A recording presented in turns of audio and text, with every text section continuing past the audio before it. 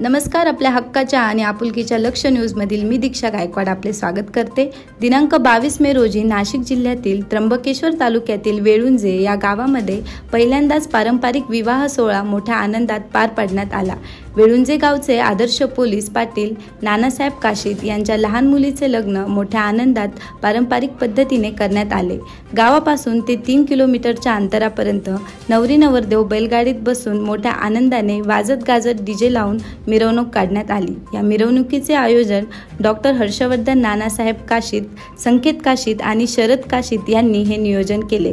पहिल्यांदाच हा ऐतिहासिक विवाह सोहळा वेळुंजे गावी पार पाडण्यात आला। गावकऱ्यांसाठी आणि पाहुणे मंडळीसाठी हा आगळा वेगळा संस्कृती जपणारा एक आदर्श विवाह सोहळा ठरला। लक्ष न्यूज मधून ब्युरो रिपोर्ट, नाशिक।